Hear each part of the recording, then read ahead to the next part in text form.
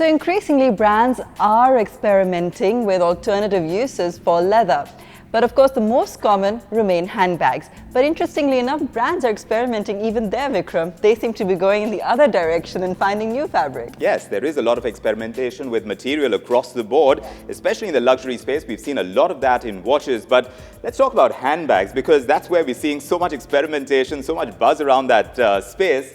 In fact, let's talk about the Furla, the candy bag. We've seen it not use leather at all. In fact, the candy bag has become so popular. We have the CEO of Furla joining us from Delhi, Eraldo Poletto. It's great to have you with us on the show. Do tell us, this bag, the candy bag, has done very well for you, hasn't it? Especially through your 2 years in India. Our sensibility about color made the magic of classic shape, technological innovation, and joy, like for the colors, and made the magic. Actually has been very, very well received in India, in Asia in general, because it's a very fun, peculiar piece. Give us a sense of your experience here in India in coming to terms with, certain peculiarities about the Indian customer and what they're looking for. What have you discovered? I think the customer is very peculiar, very sophisticated.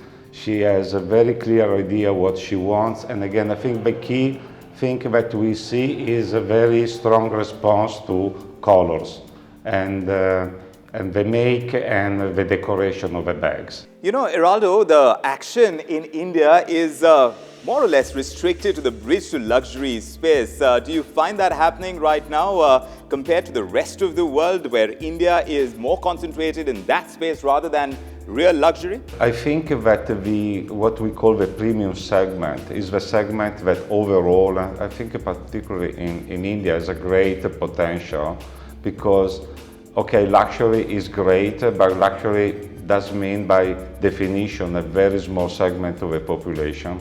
We like the idea to be affordable for a wider segment of the population. The other differentiator, Eraldo, in the Indian market is that consumers here look more for evening bags or dress bags as opposed to day bags, which Furla is known for. So does that restrict you in any way? The very peculiar need of the Indian customer for the evening bag is something that is, I would say, is a great opportunity for us, because yes, we are much more focused on the day bags, but actually we did introduce, we are introducing more and more the evening bags or the crossbody bags. Eraldo, compared to the past, Asia is now a much bigger contributor to revenues for companies like Furla. Do you find that the case with your company as well?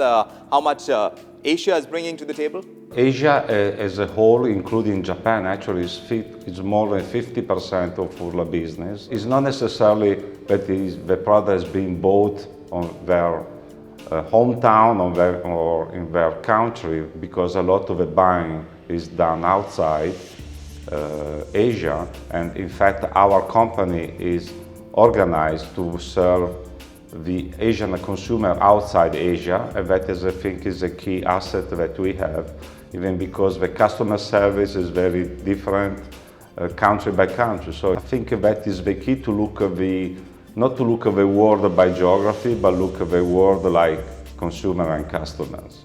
I think that is a true modern approach on the business. All right, now Michael Kors and Furla are in the same malls in India. How's competition shaping up? I think it's good that we are in the same mall. It makes sense. We are in the same mall all around the world, and we play against each other. And actually, I think sometimes it's it gives to the customer a good reference to compare the product or the customer service, store environment, etc.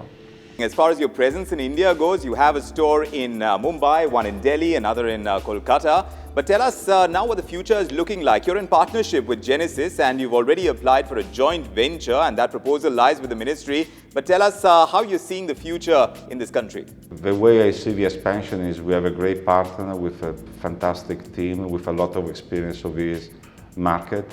The opportunity are still to expand in the cities we're already in, probably particularly Delhi, Bombay. I think one of the limitations is most of the time the real estate and to find the proper mall center, but again, it's starting again with development in 2016 and 17. So we see it's going to take time, but we are here for the long term. And I think 5 years from now, we will be here talking about our great businesses and our great potential and opportunity was to be here, to stay on the course.